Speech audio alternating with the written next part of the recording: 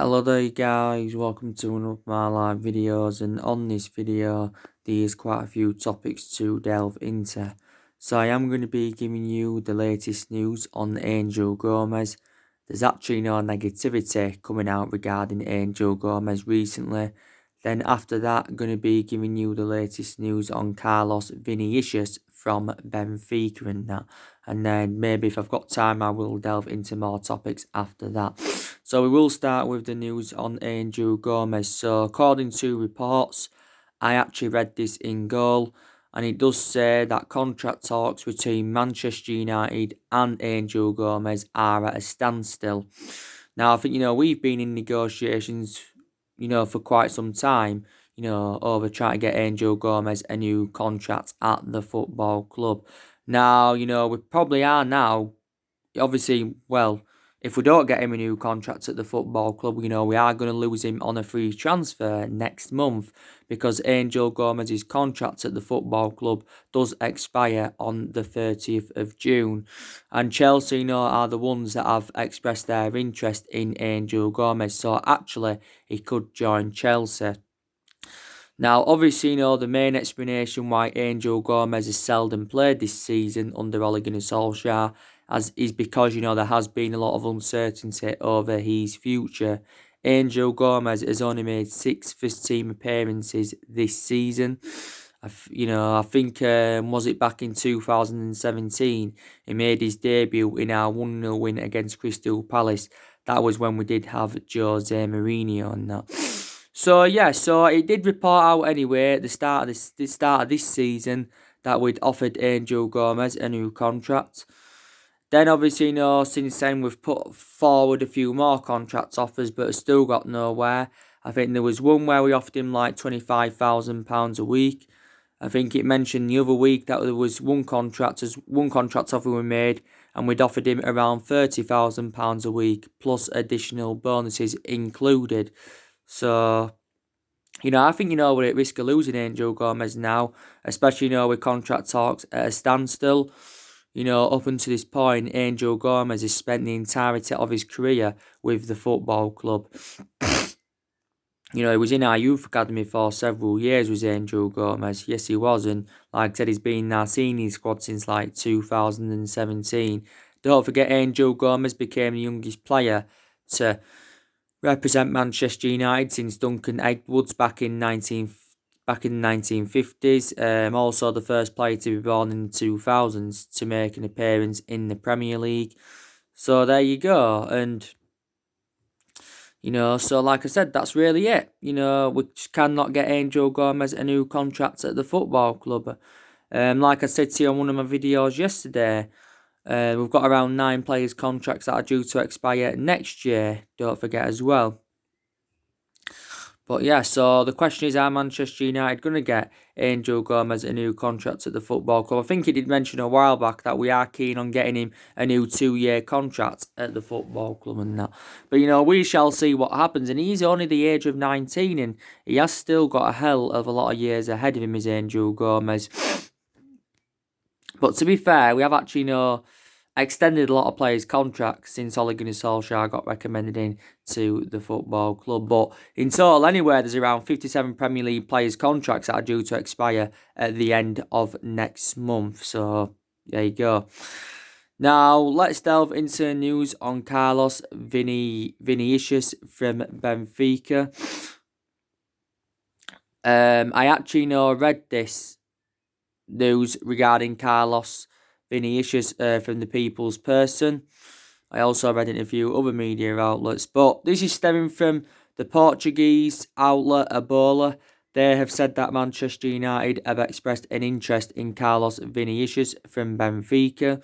Now, he is a striker, and obviously, Manchester United are in search for a striker. It also mentions that Wolves and Liverpool have also expressed their interest in the player. Now, I think he's done very, very well for Benfica this season. This has been his first season with Benfica. I think he scored around 20 goals and provided around 12 assists in 36 games in all competitions. Benfica, did pay around was it £15 million for him from Napoli last summer. Obviously, he wasn't Napoli. He never played for Napoli. So that's something I do want to confirm with you. He's also had loan spells as well. He had a loan spell at Monaco. He also had a loan spell at Real Ave. I think he had a loan spell at Real SC as well, did the player. But but he has been a revelation for Benfica. I think he's just over 6'4". He is the age of 25, so he's in his mid-20s. He has got a contract with Benfica until 2024. So there was reports coming out yesterday saying that we've expressed their interest. He's got around an £88 million release clause, by the way, in his Benfica contract. But we won't have to probably trigger his release clause, because it's mentioned as well that we are preparing to put around a £35 million bidding for Carlos Vinicious. So do you think he'd be a good addition to the squad if he was to come in? £35 million is a cheap solution. So there you go. But like I said, there has been a lot of strikers on our agenda, because obviously now there's uncertainty over Odion Ighalo's future at the football club. Like I said to you the other day, we are facing a dilemma over Odion Ighalo. We're facing a dilemma because obviously, it confirmed that Shanghai Shenhua want £20 million, if they had to let him go. So we've got to pay £20 million to get Odion Ighalo on a permanent transfer. Whether we'll pay this £20 million or not, I do not know. But I think, we are going to miss out on Odion Ighalo, because Shanghai Shenhua, do expect him to return from his loan spell with us in time for the start of the Chinese Super League next season. And I think it starts in July, does the Chinese Super League, if I'm right. And I think, Odion Ighalo is keen on staying at Manchester United, because don't forget, he recently said that he wants his loan at the deal at the football club extended. Obviously, we paid around £4 million to get Odion Ighalo on loan, and we're paying like a third of his wages at the moment. I think it's like a third of his wages, because his wages at Shanghai Shenhua are like £300,000 a week, something like that. And and his loan spell at the football club does expire at the end of this month and that. But to be fair, Ighalo has enjoyed a fantastic start to his Manchester United career. What is it, 4 goals in 3 starts for the club?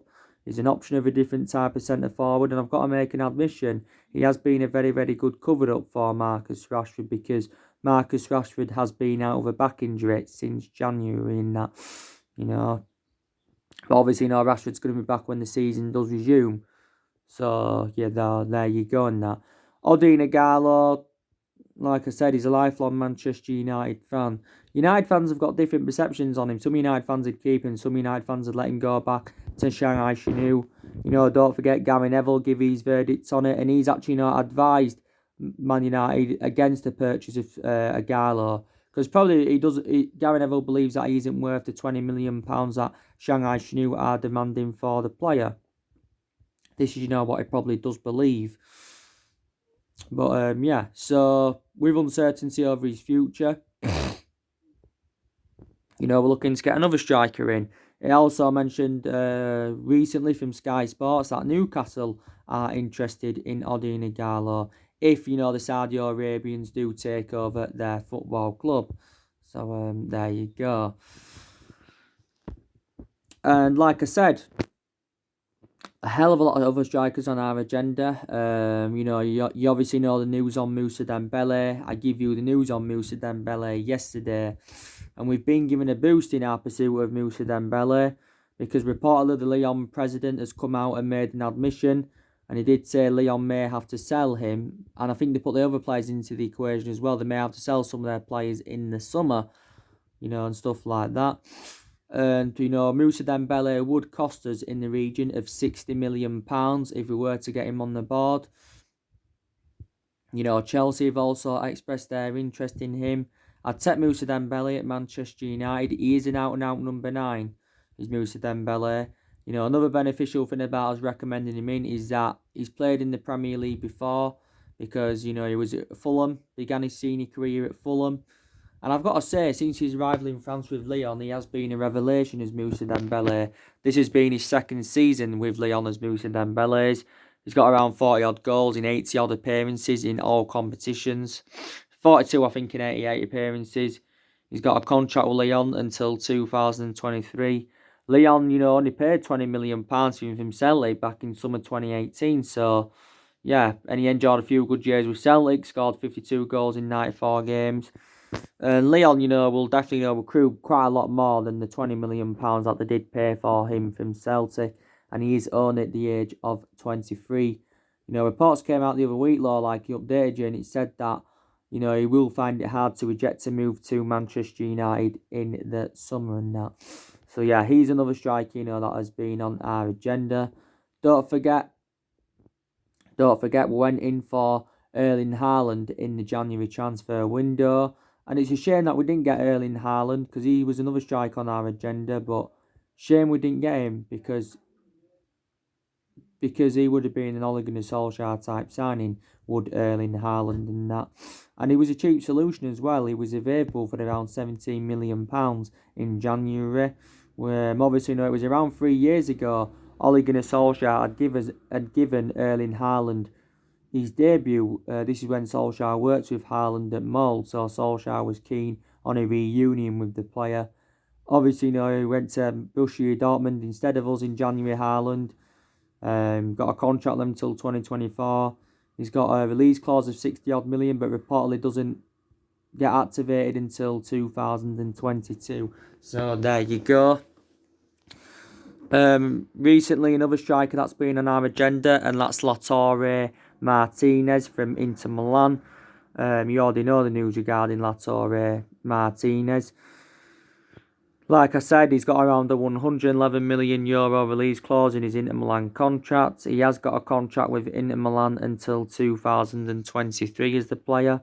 Like I said, this has been his second season at Inter Milan because Inter Milan paid just over €22 million for him from Racing Club back in 2015 and that. Obviously, it said PSG, and Barcelona. Well, Barcelona have been long admirers of Roberto Martinez and that. But he is an exceptional striker, and, I would definitely take him at Manchester United and that. But I don't think Inter Milan are willing to offload the player, to be quite honest with you.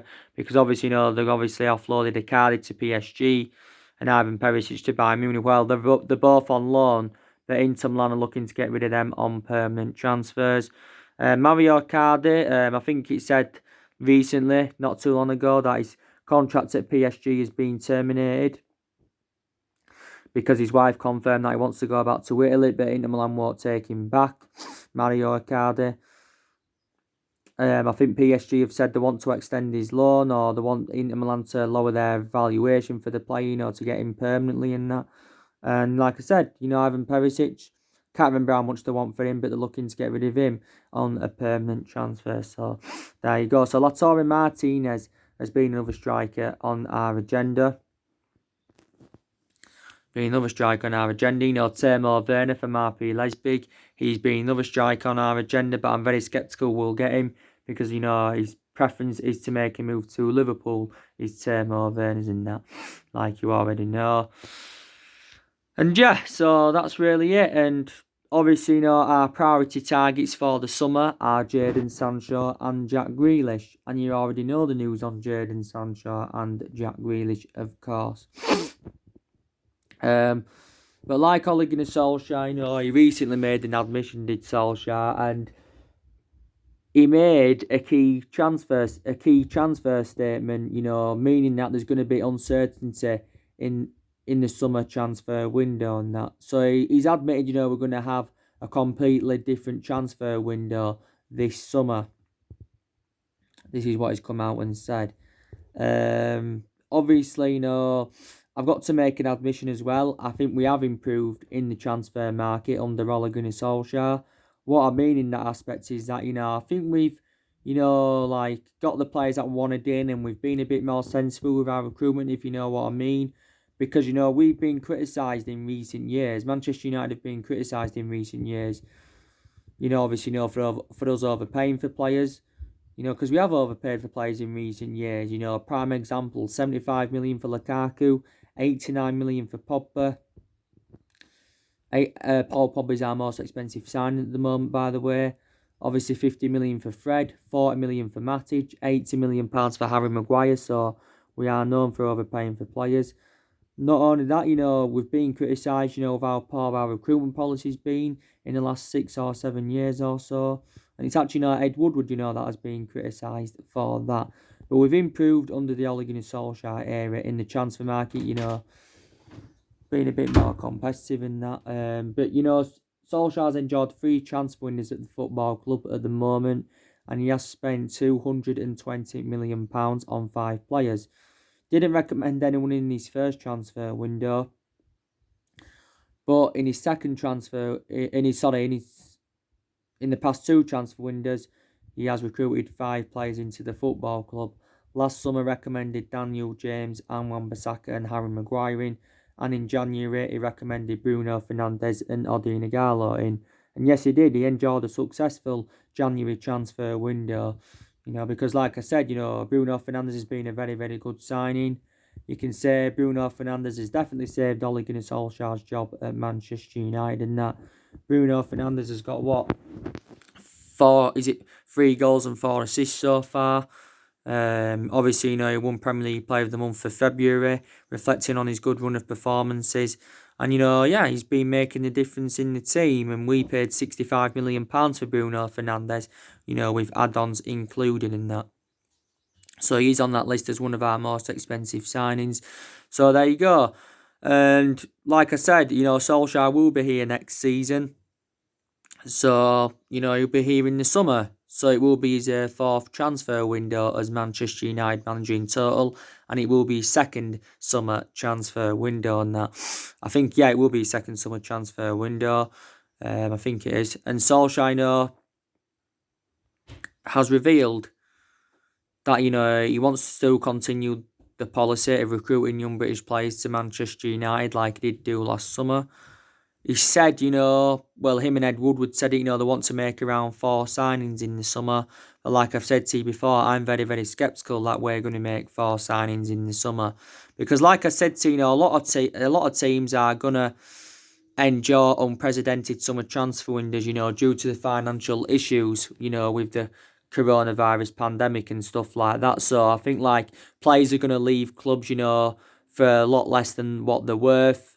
You know, teams are going to only get maybe 1 or 2 signings instead of maybe 3 and 4 signings and stuff like that. So that is just a prime example, you know.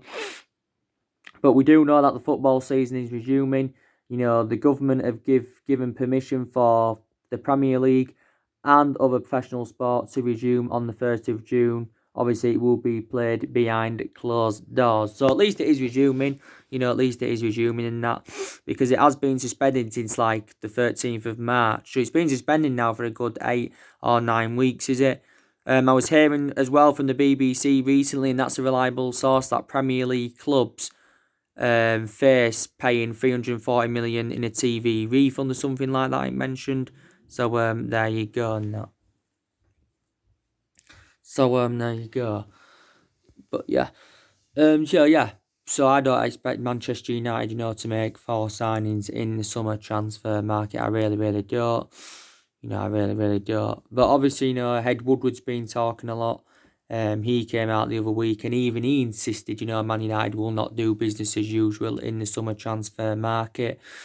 You know, so basically Ed Woodward had ruled big transfers out to Manchester United. But I was hearing reports saying that Ole Gunnar Solskjaer is going to be given around £200 million to spend in the summer transfer market and that. But it's good that he has revealed his plans for the summer. It really, really is. But, you know, Solskjaer wants to recommend Sancho in, and he also wants to recommend Jack Grealish in, like I mentioned. Then combined are going to probably cost us nearly £200 million. And won't be able to afford that, you know, without selling any players. You know, Solskjaer's not only focusing on incomings in the summer, he's also focusing on outgoings as well. You know, because he obviously, you know, wants to get rid of around 5 or 6 players in the summer, does Solskjaer. He's already got an idea of the players, you know, that he's going to offload. I think he's definitely going to offload Phil Jones. Phil Jones has been mainly inconsistent for Manchester United. Phil Jones has been here since the Alex Ferguson era. Phil Jones, is now into his 9th season at Man United. He's nearly been here 10 years and that. But Phil Jones is like our 5th choice centre-half. He doesn't even get in the team, does Phil Jones. So, yeah, we do need to get rid of him. I think we can get maybe around 10 or 12 million for Phil Jones. To be quite honest with you. We made a mistake last season, by the way, by giving him a new long-term contract. I think we'll get rid of Rojo and Smalling as well. They're out on loan at the moment. Smalling is out on loan at Roma. Rojo is out on loan at Estudiantes. And if we had to definitely get a centre-half in, Smalling, Rojo and Jones will go. But I think even if we don't get a centre-half in, I still think they'll leave the football club anyway, to be quite honest with you. Smalling won't come back and Rojo won't come back. I think we'll also get rid of Jesse Lingard and Andreas Pereira. They'll go on permanent transfers. Well, actually, we may not get rid of Lingard this summer, to be quite honest with you, my mistake, because it did say that it's likely that will trigger that 1-year extension on Jesse Lingard's contract and that. But I think Lingard, personally, should go in the summer. Like I've said to you, he's been very, very inconsistent and reflects on the number of years and Jesse Lingard's status at the football club. He should be putting much more better performances out. Jesse Lingard hasn't registered 1 goal or 1 assist in the Premier League for over a year. So that just indicates how inconsistent he has been in that. But yeah, he's got a year left in his contract as a Lingard. But there's an option of a further year. It mentioned the other week that 4 clubs were in for him. Andreas Pereira, like I said, I think he's a liability, is Andreas Pereira. Very, very inconsistent, Andreas Pereira, if I'm going to be quite honest with you.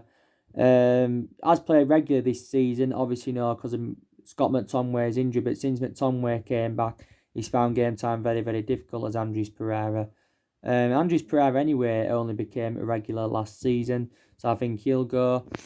Sanchez, hopefully, we can loan him back out, or at minimum, or even better, get rid of him on a permanent transfer.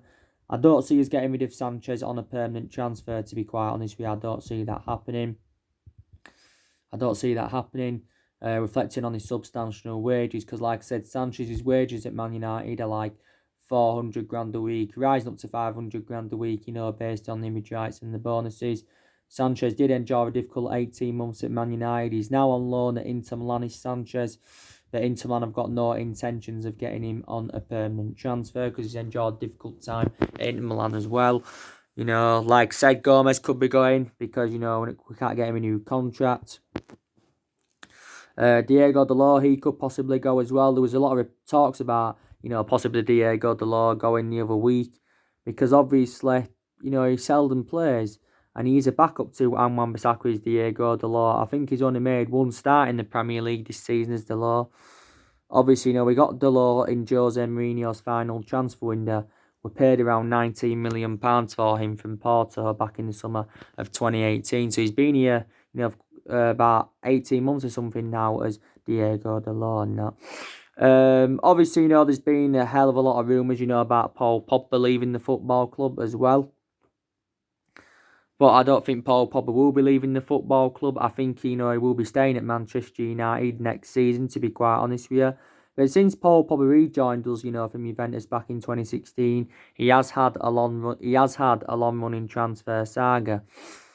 He really, really hasn't that. But, Solskjaer, I think, told Paul Pogba the other week that he wants to make him a key part of the club's future. Now, of course, his old club Juventus are still in for him, because like I updated you yesterday, it confirmed that Man United could swap Paul Pogba for Adrian Rabiot in the summer transfer window. Reports were coming from the Italian press yesterday saying that, Man United have been in negotiations with Adrian Rabiot's representatives over the possible summer move. But I don't see this swap deal materialising. Also, too, Aaron Ramsey got put into the equation as well. But I don't see it happening. I think Paul Pogba will be here next season. I'm not too sure, though, about the foreseeable future. I'm really, really not on that. But swap deals have been on the agenda. Juventus have been given a boost in their pursuit of Pogba anyway because Real Madrid recently dropped their interest in Paul Pogba. And that is stemming from Marca, which is a Spanish newspaper.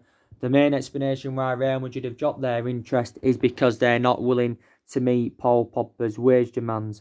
Because his wages at Manchester United are like £300,000 a week. So he's one of the highest paid players at the football club.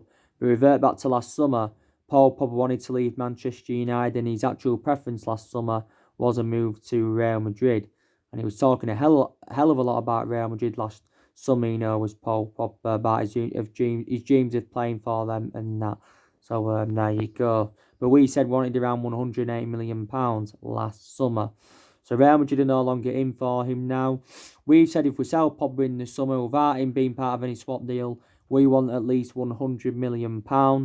Juventus can't afford this £100 million, so this is why they're willing to offer one or two of their players as part of the deal and that. It did confirm recently that Ed Woodward had lowered Paul Pogba's asking price from 150 to £100 million. It said we could only get 60 or £70 million for him this summer.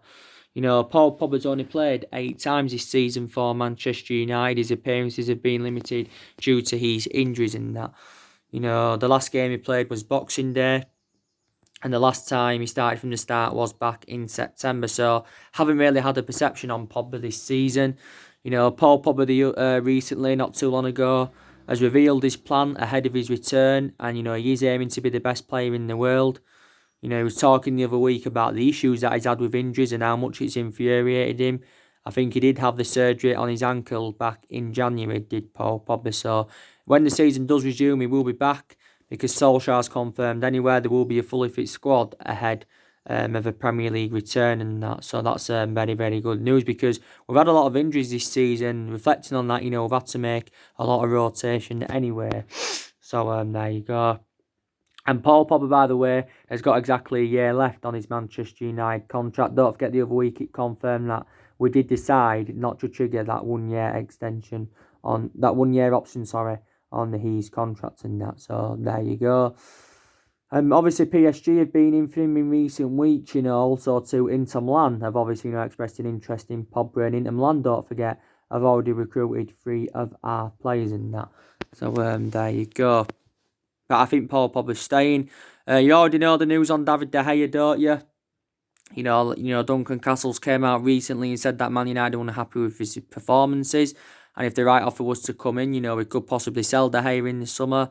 I don't see it happening, though, to be quite honest. The players are definitely going to leave Man United, and Solskjaer's already got rid of a lot of the deadwood since he got recommended in, so that is a positive as well. And I've taken some positives so far from Ole Gunnar Solskjaer's tenure. I think he's, promoted the youth very, very well, because the young players have been given their opportunities this season. Greenwood's done very, very well. Brandon Williams has done very, very well. Garner's done well in the games he's played in, but Garner should get more opportunities next season. Also, Tuan Zebe did well early on this season before he got injured. Chong's done okay in the games he has played in that. I think we've had the youngest squad in the Premier League this season. Obviously, before the football season got suspended, we was in a good vein of form and that. A lot of aspects of our game had improved, and we are unbeaten in our last 11 games in all competitions, and that is our best vein of form since Ole Gunnar Solskjaer was the interim manager. And when the season does resume on the 1st of June, Solskjaer, will be under pressure to keep, this good run of form up and that. And like I've said to we've had some good results under the Solskjaer era, and we've also had a lot of bad results under the Ole Gunnar Solskjaer era, to be quite honest with you. And we've been exceptional against the big 6 sides this season, because I think we've taken 17 points against the big 6 sides this season.